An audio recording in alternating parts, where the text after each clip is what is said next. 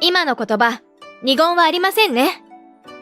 年明けの明るい日差しが差し込む広いステージのようなインナーテラス。そこに鎮座する大きなグランドピアノの前で、私は姑と対峙していた。答えてください、お母さん。インナーテラスから続くリビングや続き間の和室にいるみんなも揃って注目していた。絶対に手加減などするものか。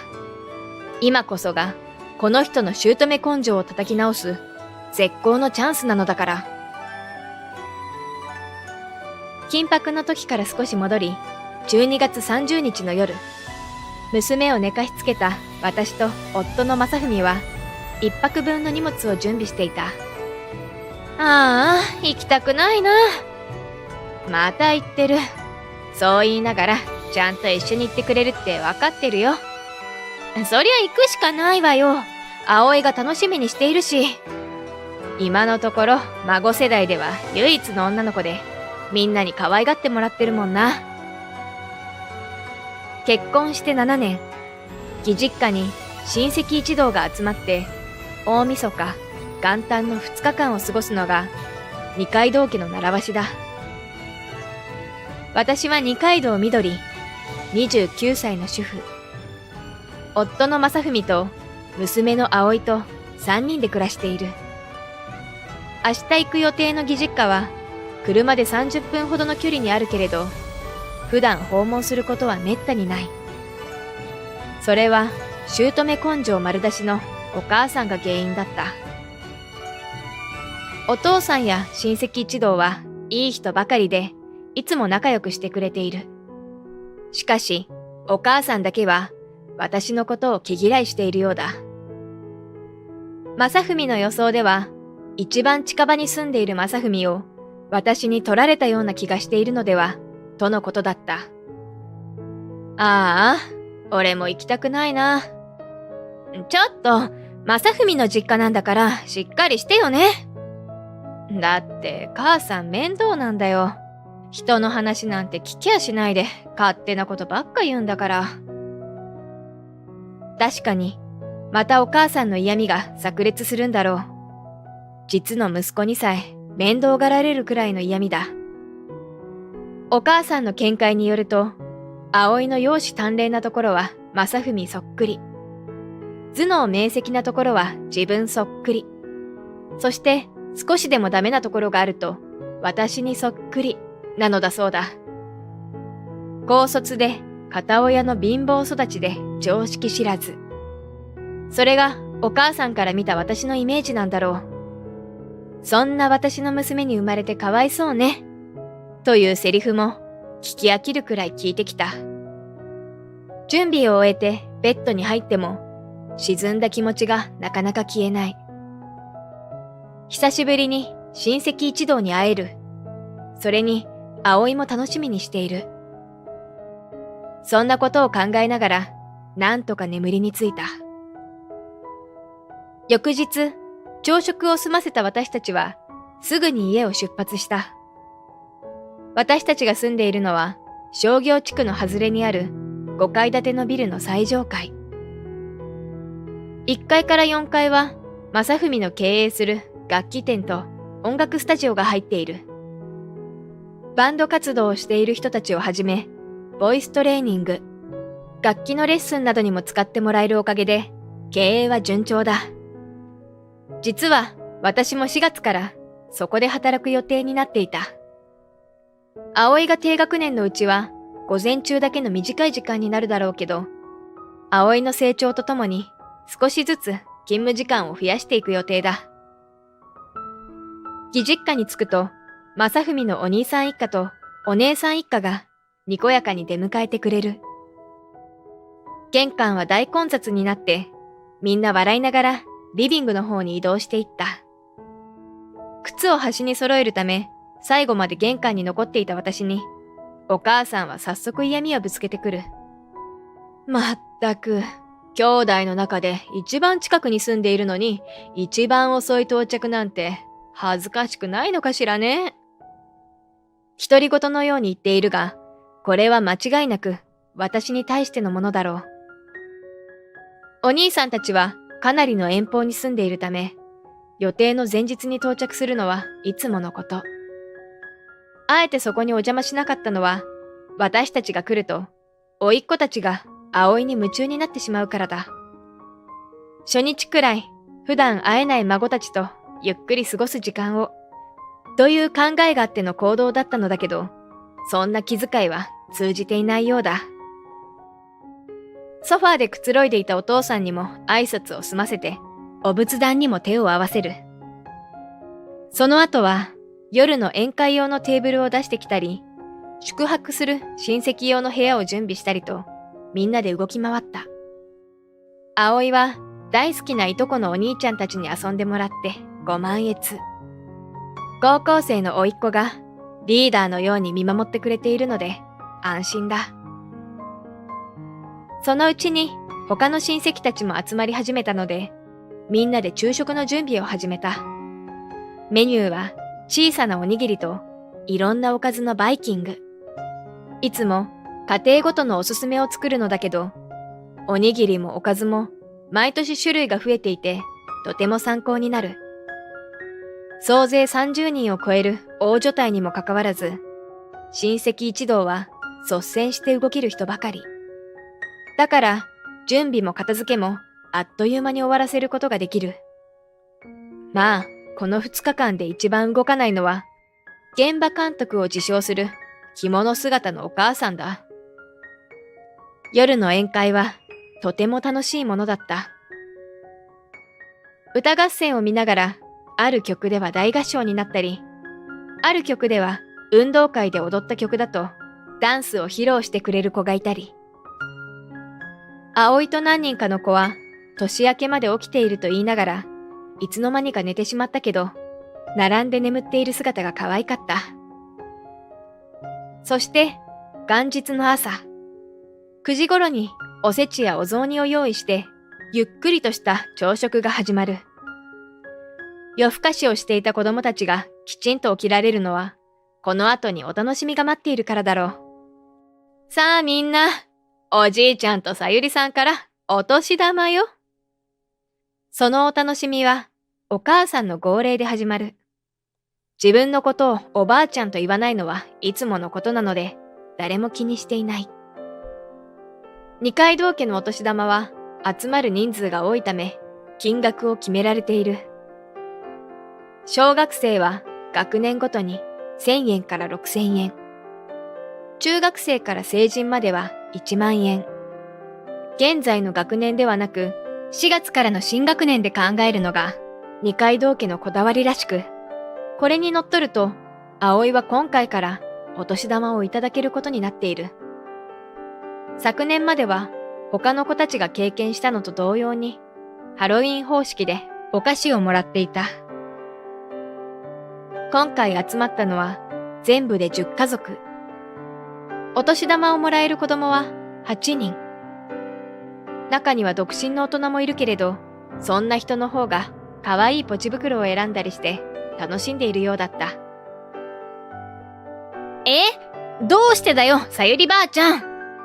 春から小学校に行く子はもらえるんだよ。着物姿のお母さんの周りで子供たちが騒ぎ始めた。その中央でうつむいているのは葵だ。なんだ、葵がどうかしたのか？正文がビールの入ったグラスを置いて駆け寄る。私も我が家から渡す分のお年玉をカバンに戻して、すぐに近づいた。葵、どうした？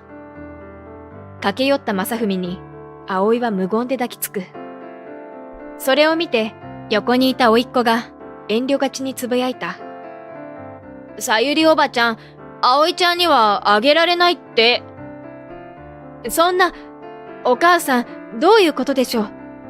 いただく立場でこんなこと言うのもおかしいですけど、葵は今年からお年玉をもらえるんだって楽しみにしていたんですよ。怒りを抑えながら言った私を、お母さんは嫌そうに見た。だって、葵ちゃんにあげたって、どうせあなたに取られるだけでしょ？預かるとか言って。そんなことしません。絶対にそうよ。だって。貧乏な片親家庭で育った高卒だし。お母さんは後半部分の言葉を私の耳元で私だけに聞こえるよう小さく囁いた。お母さん、自分がそうだったからって、みどりさんも同じだなんて言わないでよね。私のお年玉、全部お母さんに預けてたけど、もらってないわよ。ああ、そういえば俺も。お姉さんとお兄さんがそう言うと、正文も、俺もだ、とつぶやいた。みんなの冷たい視線がお母さんに集まる。いやあね、ちゃんと貯金してあるわよ。ほら、20年の定期にしてあるの。お兄ちゃんのはもうすぐ満期になるはずだもの。そうね、葵ちゃんの分もそうしてあげる。お母さんにそっくりでお金の管理が下手だったら困るもの。さゆりさん、孫相手に何を言ってるのよ。いいから、葵ちゃんに渡してやりなさい。お母さんの言い訳に、おばさまやおじさまの声が響く。無口なお父さんは、おろおろしているばかりで、こんな時でも黙ったままだ。そうだわ。いいこと考えた。葵ちゃんがこのピアノを演奏できるようになったらあげるわ。お母さんの放った言葉に、どよめき出す一同。確かに、義実家のインナーテラスには、大きなグランドピアノが置かれている。お母さんたちは、その横でお年玉を配っていた。一段高くなったインナーテラスが、ステージのようになっているからなんだろう。常日頃、有名な音大である、東京音楽大学を受験して卒業したと自慢している姑だけど、このピアノを弾いているところは見たことがない。集まりではいつも着物を着ているため、袖が邪魔で弾けないのだそうだ。ただ、別の日も、腕が痛いだの、頭痛がするだのと言って、なかなかその腕前を披露してはくれなかった。お母さん、今の言葉、二言はありませんね。何よ。葵ちゃんには習い事の一つもさせてないって言ってたし、すぐには無理かもしれないけど、私のように頑張れば、いつかできるわよ。言っておくけど、いくら貧乏で習い事ができなくても、正文のせいじゃないわよ。あなたのやりくりが下手なせいですからね。いいから答えてください。お母さん、二言はありませんね。二階堂家の女に二言はないわよ。ピアノ演奏ができたらお年玉をあげるわ。ふん、かわいそうね、葵ちゃん。お母さんが意地っ張りなせいで、葵ちゃんのお年玉はずっとさゆりさんが預かることになるわ。小声にするのも忘れて、私を馬鹿にするお母さん。周りのみんなが揃って諌めてくれたけど、私には勝算がある。そしてこれは、お母さんに一泡吹かせるチャンスだ。葵はいつの間にか顔を上げていた。そして私の顔を見て、いいのと聞いてくる。私は笑顔でうなずき、葵をピアノの前に座らせた。横から鍵盤を順に押してみる。きちんと調律はされているようだ。椅子から一度立ち上がり、ぺこりとお辞儀する葵。みんなが拍手して見守ってくれている。子供たちは、葵ちゃん頑張れと応援してくれた。やがて、葵の指がベートーベンの旋律を紡ぎ出す。その曲は、エリーゼのために。ところどころ、拙さはあるものの、可愛らしい演奏だった。曲が終わり、親戚一同は大喝采。正文が葵を抱き上げ、その周りに子供たちが集まって歓声を上げている。ピアノの演奏、できましたよ。一人ポカンとしているお母さんに声をかけると、お母さんは私を睨んでわめき始めた。どうしてよ、どうして高卒貧乏人の産んだ娘がピアノなんて、葵ちゃんは習い事もしてないって言ってたじゃない。はい、してません。じゃあどうして、みどりさん、高卒で仕事もしてないし。結婚前のご挨拶の時、私の学歴や家庭事情についてお話ししたこと覚えてらっしゃいますか？ええ。あれは7年前のことだ。お父様はいらっしゃらないの？そう、大変だったわね。いろいろ苦労したでしょう。片親ですもの。少々世間知らずでも仕方ないわよね。貯金は？奨学金とか残ってるの？結婚の挨拶に、貴実家に訪問した私たち。矢継ぎ早に繰り出される質問に戸惑いながら、奨学金の返済はありませんと答えたところ、姑は大げさに、そうね。奨学金があるくらいなら、高卒の方がマシかしら。とつぶやいた。私が借りた奨学金を結婚後に、正文の稼ぎから返すなんてありえない、とのことだった。挨拶に行ったのが22歳の時だったから、大学にでも行っていたら、奨学金が丸々残っていると考えてのことだろう。そうよ。片親で貧乏だし、奨学金も借りてないなら、高卒でしょ？改装から戻ったお母さんがつぶやく。違うよ。緑は大卒。特待生扱いで通ったんだよ。え？そんなわけないじゃない。正文ったら何よその冗談。たく、今まで何度も訂正したのに、いつもそう言って信じない。緑は音大卒。在学中に留学経験もある。俺のやってる音楽スタジオにも、最初はピアノの練習をするために来たんだよ。そのうちバイトもするようになったけど。お母さんはまだ首をひねっている。どうしても信じたくない様子だ。本当に今まで何度正文が言っても納得はしてくれなかった。いや、したくなかったんだろう。私を馬鹿にする材料が減ってしまうから。けれど、こうして親戚一同の前で伝えてしまえば、さすがのお母さんでも受け入れてくれるはずだ。お母さん、私の父は音楽教師をしていました。母は幼稚園教諭で、二人とも家でピアノを練習することがありました。それに影響されたらしく、私もピアノを習い始めて、高校の時にはいくつもの音楽コンクールで入賞することができて、奨学金をもらって音楽大学に入学しました。奨学金といっても返済義務がないものです。すごい、そうだったの？早く言えばよかったのに。そんな風にみんなが言い始める。途中から訂正するのは諦めてたんだよ。母さんは、たとえ緑が大卒だと納得しても、今度は片親だっていうことに対しての文句が増えるだけだろう。まだ6歳の葵が習い事をしてないってだけで、貧乏だの、やりくりベタだのとうるさいし、葵が入学してからすべて話すつもりだった。何よ、私は文句なんて。それに、どうして葵ちゃんが入学してからなのよ。葵の入学と同時に、緑はうちのスタジオの一室で、ピアノ教室を始めるんだ。人にピアノを教えて、報酬ももらえるくらいだってわかれば、母さんもおとなしくなるだろうと思ってさ。だから、入学式の後に、葵のピアノを披露する予定だったんだけど、ずいぶん前倒しになっちゃったな。でもすごいぞ、葵。上手だったな。正文はそう言うと、誇らしげに笑う。葵も嬉しそうだ。こんなこと、嘘よ。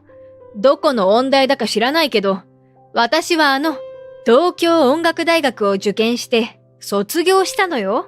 きっと私の方が。では、同じ東京音楽大学の後輩として、僭越ながらお先に弾かせていただきます。絶句するお母さんを横目に、私は椅子に座って鍵盤に指を置く。今まで何度も弾いてきた曲だ。ショパン、幻想即興曲。父がよく弾いてくれた私の大好きな曲。私無理よ。そんな風に弾けないわ。みんなが簡単のため息を漏らす中、お母さんはその場に崩れ落ちてしまった。すっかり暗くなった帰り道、葵は車の後部座席ですやすやと寝息を立てている。車を発進させるなり、電池が切れたようにコテンと眠ってしまったのだ。疲れたのかな？大活躍だったから。そうね。私は葵の大活躍を思い出して笑ってしまう。あの後、あなたのピアノも聴かせろとみんなから詰め寄られたお母さんは真実を白状した。東京音楽大学は受験しただけで実際に入学して卒業したのはもう少し小さな音大だったと。弾けるには弾けるがコンクールでの入賞経験などはないらしい。お母さんだってピアノが好きだから音大に通ったんだろう。それなら入賞経験や技量なんて気にする必要なんてないのに。東京音楽大学を受験して卒業なんておかしな言い回しをしていることや、頑くなにピアノ演奏を拒否する様子が引っかかっていたのだが、なるほど、そういうことだったのか。何よ、ピアノは弾けるわ。弾けるもの。ちょっと持っただけじゃないの。そう泣きわめく姑に、いい年して若者言葉を使うなよ。と呆れるお兄さんたち。こんな困ったお母さんだけど、お父さんをはじめとする親戚一同に見捨てられないのには理由がある。お母さんは正文のおばあさま。お母さんにとっては姑にあたるその方を長年介護したとても優しい人だ。親戚は遠方に住んでいる人ばかりだったから、お父さんと二人だけで頑張っていたらしい。おばあさまの葬儀の時も人前では気丈に振る舞い、誰よりも働きながら夜中には隠れて泣いていたそうだ。そんなお母さんだからみんな心底嫌ったりはしていない。私もその話を知っていたから今日まで少々のことは目をつむってきた。ごめんなさいと泣くお母さんに葵が近寄る。さゆりおばあちゃま、カノン弾ける？いつの間に部屋に取りに行ったのか、葵は練習用に使っている楽譜を持っていた。葵が言っているのはパッヘルベルのカノンのこと。私と二人で連弾を練習している曲だ。これ知ってる？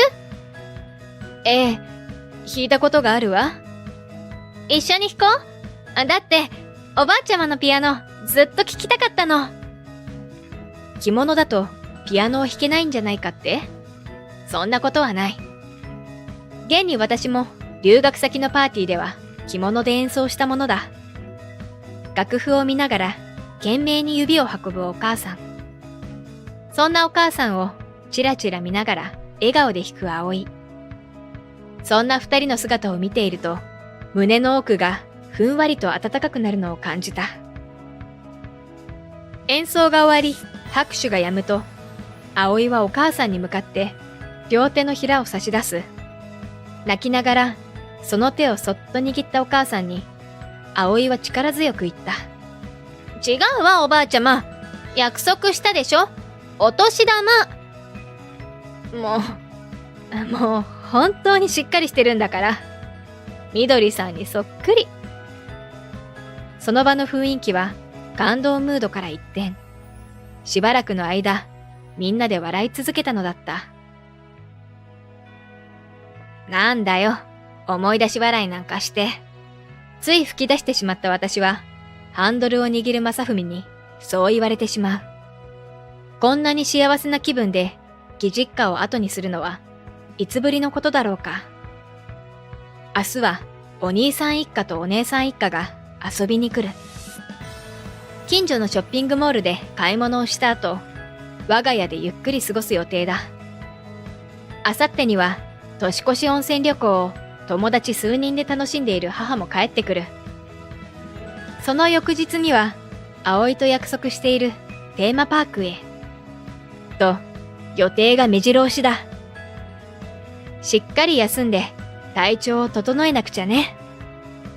車内に小さく流れる音楽と葵の寝息。